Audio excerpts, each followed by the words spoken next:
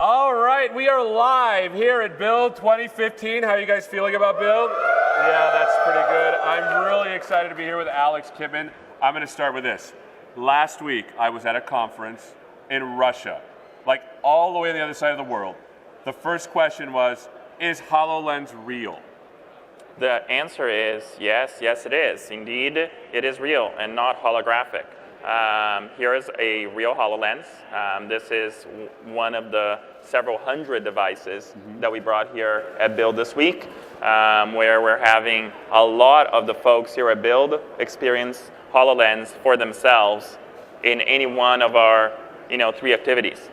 So what has the reaction been so far for those people that have been playing with it? So far, it has been pretty phenomenal. People, come in excited, and we asked them beforehand about expectations.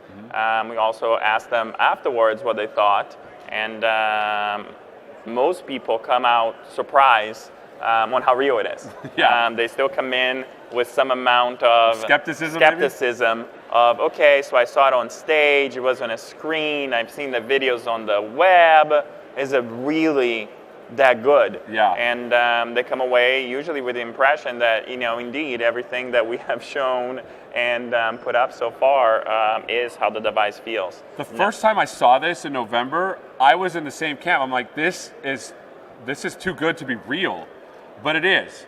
It is real, and for most people that experience it, you can't describe it. We have this sentence on the team that holographic experiences, you must kind of see them to believe them. Yeah. Right? And there's a materially different experience when you see a hologram pin right into your world. Because even when you see it on a video, when you see it on a screen, it's not as immersive and correct as literally seeing something on top of your coffee table, next to your computer monitor, or any one of those places. Right. So here's the thing. So by the way, ask questions. We're taking questions live, but I want to ask this question because I'm a developer at heart. The Universal Windows platform, you keep saying that if you build on top of that, it's going to also work on HoloLens. How is that? Well, so HoloLens runs Windows 10, the same Windows 10 that we know and love. The universal API set that HoloLens primarily exposes and takes advantage of is the API set that deals in terms of human understanding on one side, right? That's things like gaze, understanding where you're looking, so that if you're looking at a holographic microphone, as a developer, you have access to understand that, hey, someone's trying to target this object, real or otherwise. The gesture input of it, right, so that I can track your hands, and I can actually say, hey, I'm looking at this holographic object, and I can click on it to select it. So those API, in speech, ultimately, is the same engine behind Cortana that sits here, the same extensibility. So gaze, gesture, and voice are fundamentally APIs we've lit up across all of Windows 10. And HoloLens takes advantage of those. On the environment understanding side, the other half, also those APIs exist in every Windows 10 build, from the little screens to the big screens to no screens at all. The API set for environment understanding, for world understanding, really kind of dovetails in 2 big categories. The first one is this idea of letting developers know about an XYZ plane in the world. So that if I want to, as a developer, place a holographic object on top of a surface, I can literally say, hey, here's the coordinates for it, and you would place it here. Now, if I'm wearing a HoloLens, I would see it. If you're wearing a HoloLens, you would see it. Right. And as a matter of fact, anybody here would be able to share the same object in the same XYZ coordinate plane as everybody else. That's one piece of world understanding. The next one is really spatial mapping. Right? This idea of being able to say, hey, if I'm trying to place a holographic microphone on top of this table, I have to know the table's here. Right? So I need to be able to scan this environment in real time and be able to, in terms of developer APIs, essentially create a mesh of it. Right? And once I get a mesh of this environment coming in real time, I can then project to it and I can say, hey, go place something on top of it, have it intersect or be on top of the spatially mapped space. It's quite remarkable, all of the things that are happening all at once. Are you offloading this computation somewhere? Is it all happening here? How can you do that? That's a great question. The answer is very carefully. So you should imagine that the HoloLens has several different sensors, from microphones that are listening to the ambient sound as well as the speaker wearing it, right. To cameras that are looking and scanning and mapping the space, to any number of other ones. Now, you should imagine that at any point in time we will have terabytes of data going in at the same time that need to be processed for us to be able to understand the humans and the environments they're in. Correct. This is more data than most traditional SoCs today would be able to process. So what we've done is we developed a third coprocessor. We call it the HPU, or the holographic processing unit. And then we take all of this sensor data, we feed it to our holographic processing unit. It is responsible for doing all of the human and world understanding. Got it. And then you get a very thin stream going from the HPU over to your CPU and GPU, which in turn allows the entire processing power of the CPU and GPU to be dedicated to developers so that they can create beautiful, amazing experiences. That's cool. So the HoloLens can work on its own. There's no companion device that's working with it? That's right. One of the amazing feats of the device is that it is a standalone, fully untethered holographic computer. There are no markers that need to exist in the world around you. There's no external cameras that need to look in for us to be able to do this. All the sensors are in here, and you also don't need a connection to a phone or a connection to a PC. All of that infrastructure is actually in this beautiful top part of the device. That's really cool, because when I first saw it, I thought they have to have something else going, but you've developed special hardware to take care of the understanding of the environment. That's right. That's pretty remarkable. All right, some questions. What part of the APIs are specific to HoloLens, and what parts are Windows holographic? That's a great question. And the answer is there is no such thing as API specific to HoloLens. HoloLens is the first, and so far only, holographic computer out there, but it doesn't mean that it will remain that for a very long period of time. Right. As a matter of fact, I hope that in not the so distant future, there'll be many such devices, and then Windows holographic is the operating system that we put on it, which is just a variant of Windows 10. I see. So this is running Windows 10. All of the APIs for human and environment understanding are part of Windows. And this version of Windows that we put on this device, we call it Windows holographic. Right. That's remarkable. Ayush says, any possibilities of HoloLens in design, architecture, and construction? I'll tell you, I used to work as a consultant for architects, engineers, and contractors. They are always working in 3D space flatly. Absolutely. So we had, you should go check out our HoloLens.com website. We have a great video there by one of our announced partners yesterday at the keynote. Their name is Trimble. Okay. Trimble is a construction company, and they have lots of different softwares for architects, as well as different things that they do in situation on site as they're building any number of these constructions. They have been working for several months now with HoloLens, with Windows holographic, and in my mind have already pushed forward that industry in pretty profound and meaningful ways. Yeah. Right? All the way from how the architects see their work in 3D on top of maquettes, right? And a lot of this architecture work is done with these very expensive, many tens of thousands of dollars maquettes. Right. And now instead of building one, changing something, having to build another one, you can build one with the surrounding area and then project a hologram on top of it. This is a faster way for the architects to communicate with the clients. It's a faster way for people to be able to visualize the work and any number of things. They couple that with a piece of software they have on the PC that allows them to keep track of different works and issues going on the construction site. And then the people at the construction site also then have HoloLenses. And what that allows them to do is essentially, imagine, someone is in the construction site, they can overlay on the actual construction how the building is supposed to look.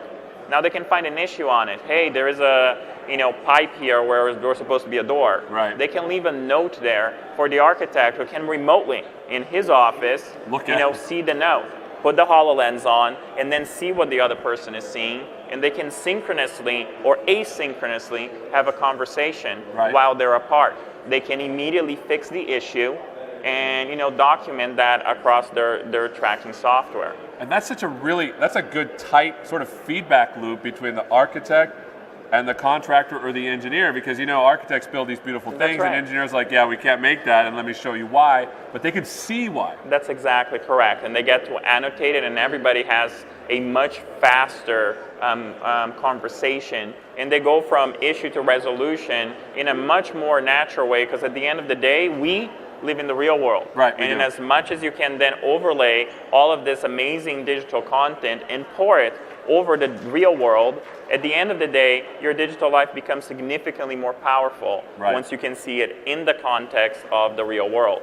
And as a matter of fact, this Trimble experience, for those here at Build, it's one of the demos we have of HoloLens for people to actually put the device on and try it. Oh, cool. All right, so Manfred says, how can I start developing for HoloLens? In anticipation of it coming out, people are excited, they want to get started. How do they do that? The easiest thing I can say, more generic thing I can say, is just start getting to know how to develop for essentially mobile 3D development.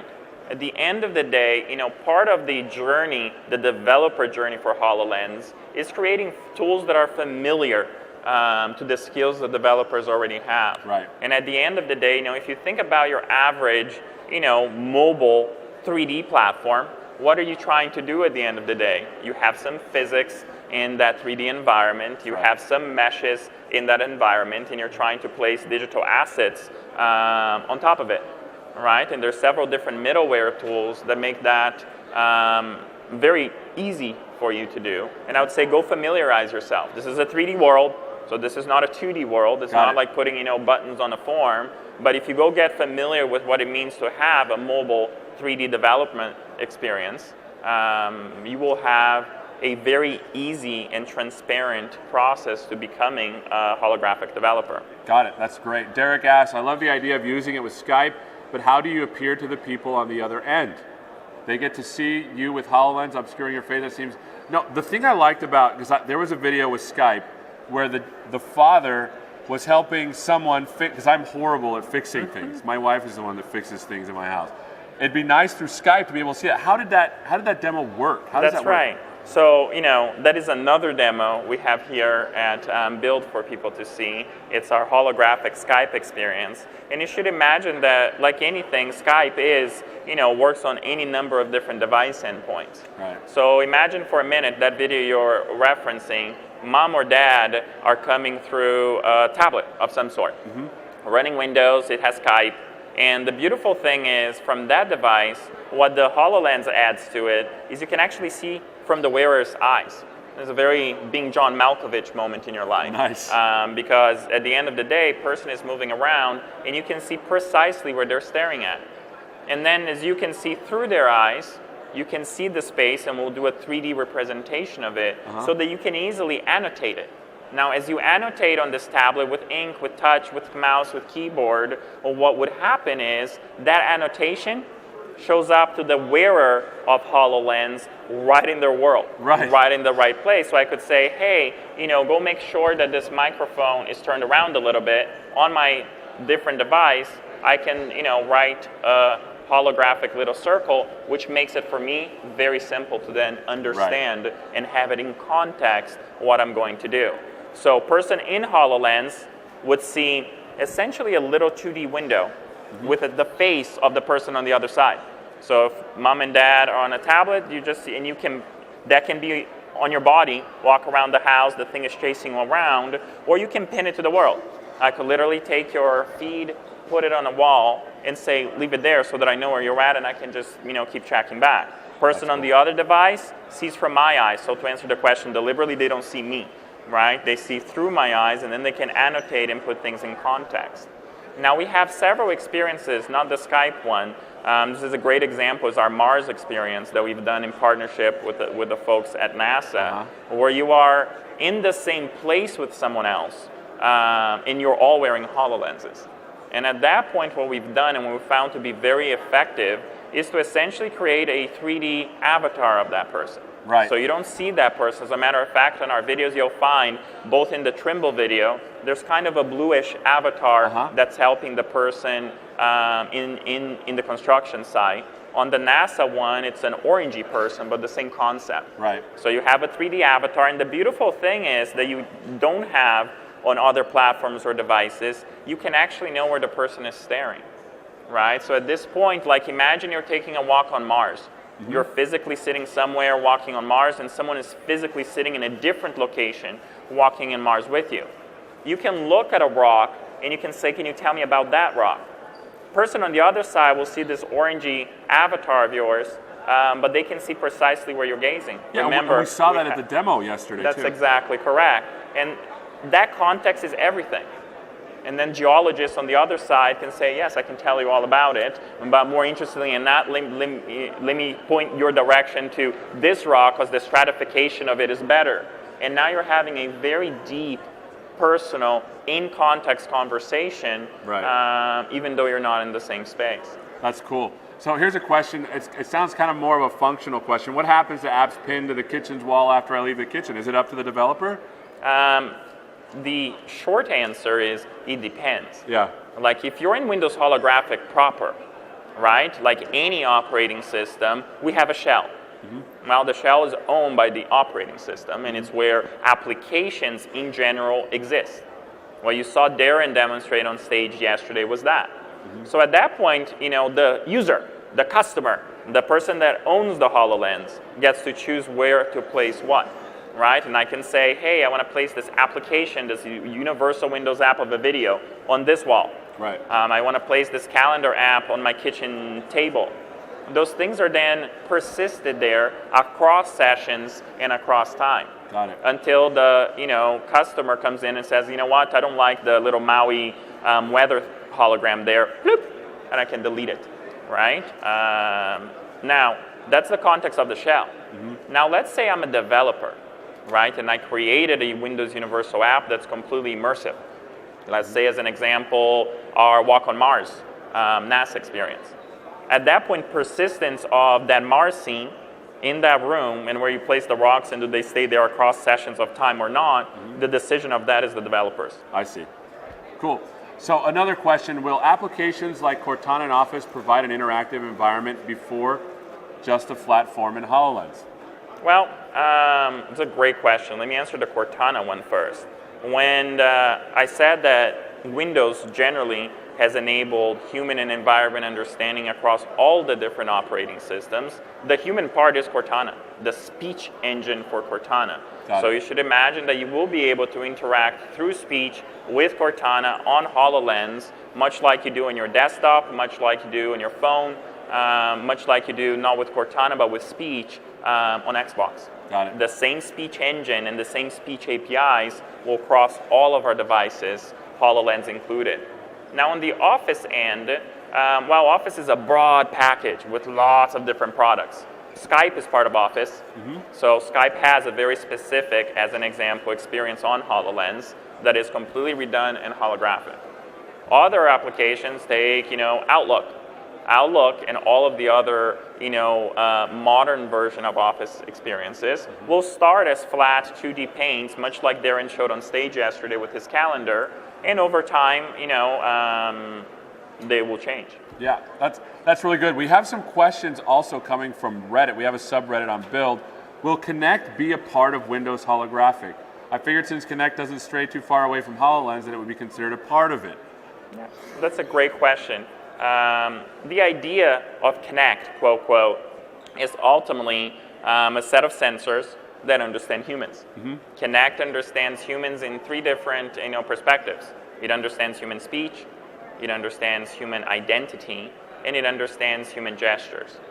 All of those things exist across all versions of Windows. Right. Identity has become the feature we've announced at WinHack this year called Windows Hello.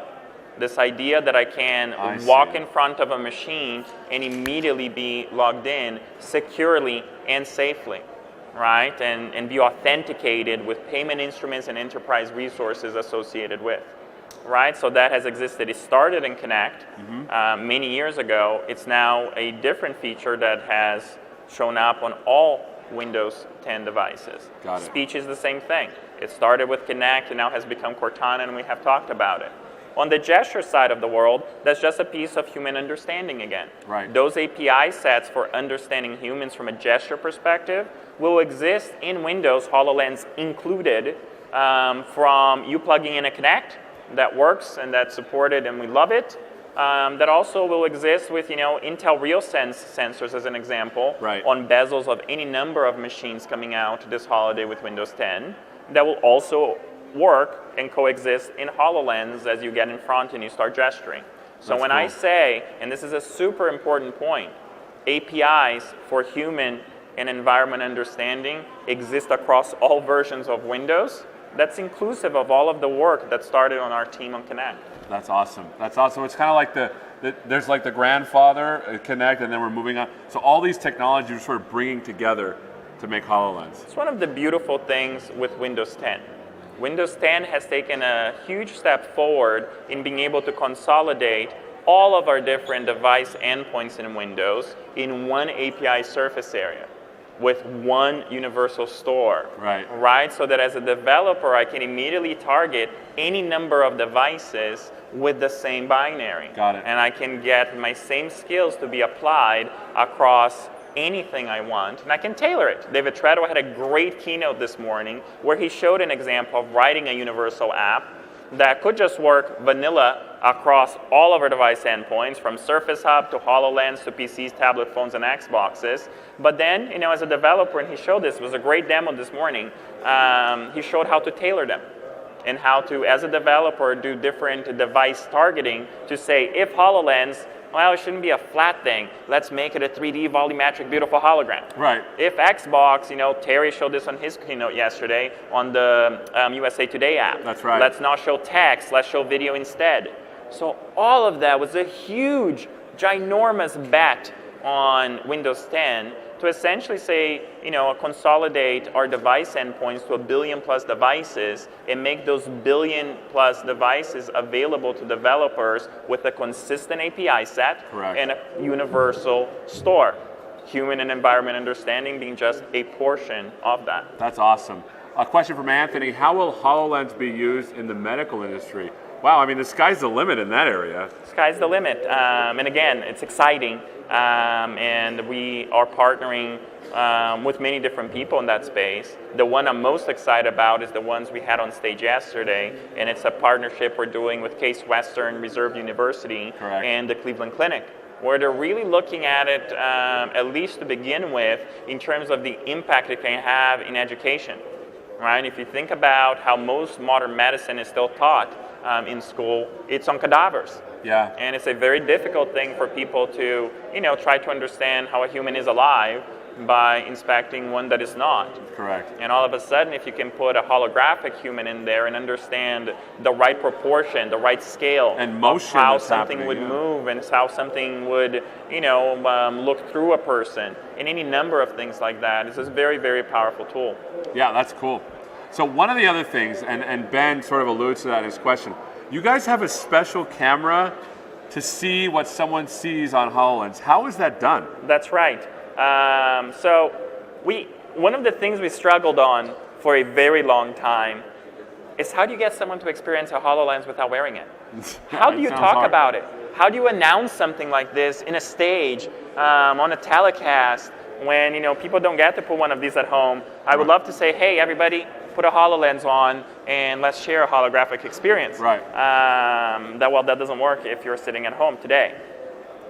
So what we've done is essentially taken a HoloLens apart, taken all the different components of it, bought a 4K, 2K camera, and then mounted through that camera all of our different sensors.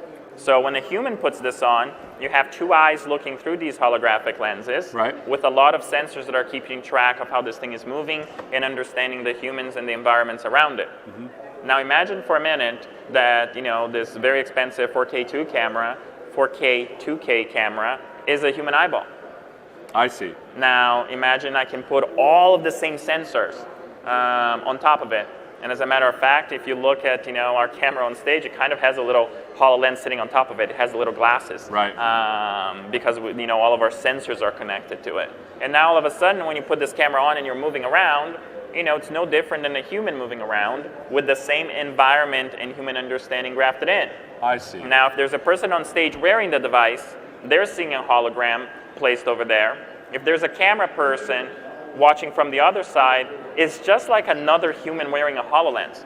So they both see the hologram in the same place from their different viewpoints, right? So then the person on stage is looking at it, person on camera is looking at it, and you get the beautiful, parallax you saw on stage yesterday. It's like the NASA demo on stage, but someone else is a camera. That's exactly correct. And you should imagine that any number of people wearing HoloLenses share this map.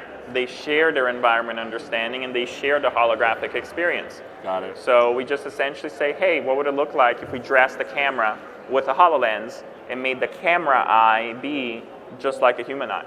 I see. That's awesome. Mitchell asks, does the HoloLens have any kind of rangefinder or depth perception built in?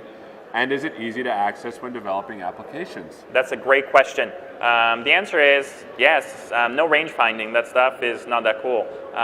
There is the equivalent. Let me put it this way so they can see it. There's an equivalent of a Kinect in here. Think about it as a next generation Kinect, something that is significantly more powerful than the Kinect that we have shipped to date. That sits here, super tiny one. And it essentially worries about understanding the human, right? That's depth tracking. That's how I know where you're gesturing so you can select things. That's also looking out and not only understanding the world, but doing that surface mapping, spatial mapping of the world. So that mesh that comes back out for a developer to access is essentially something that originally came from a depth sensor that's sitting on the device. Now the other half of the question, which is, how easy is it to access? And the answer is, it's not accessible. You can access the API sets for both human and environment understanding, and those things are abstracted by us, but you don't get access to the actual sensors. Got it. For a very simple reason.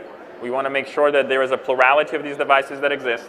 We want to make sure that even within this device, as you version from version to version to version, you keep the applications in the App Store consistent, and you keep that promise to customers consistent.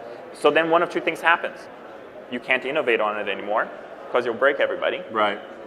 Or you change things and you break everybody.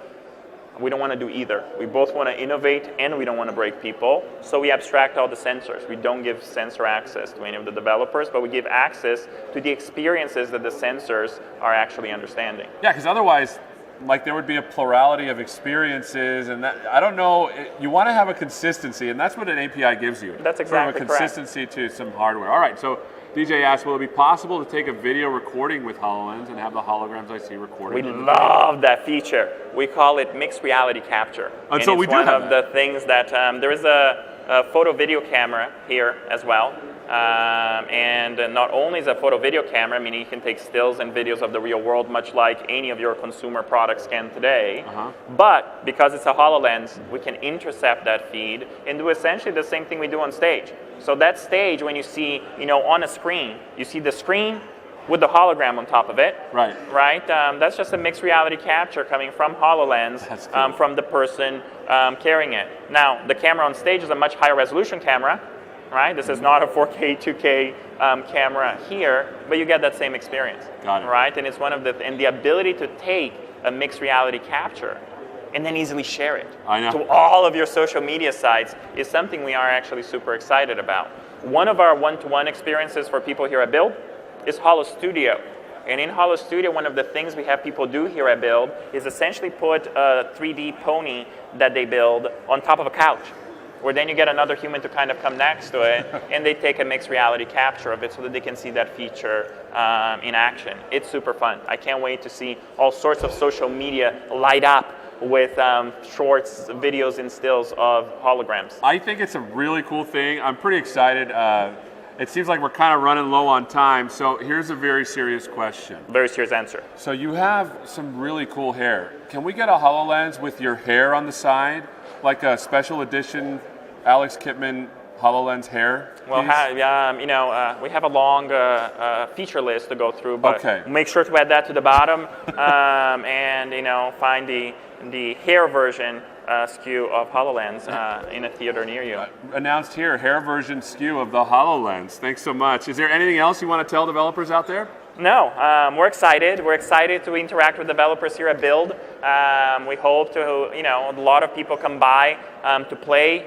We love the feedback. There's been tons of feedback over the last 100 or so days as we've announced it, and we love it. The team thrives on it. There's a lot for us to learn, and ultimately this holographic journey is one we're going to have to do together, all of us, right? We started the developer journey for HoloLens here at Build yesterday, and is only now beginning, which means as we proceed forward into the summer and to ultimately launching the device, I look forward to all the feedback. It's going to be exciting. Lots to learn, lots to do. I'm pretty excited too. Thanks so much for spending some time with us, Alex, on this. Thanks for watching, and we're going to take a little break and we'll go to the next. Thanks you guys for watching. Do you like this?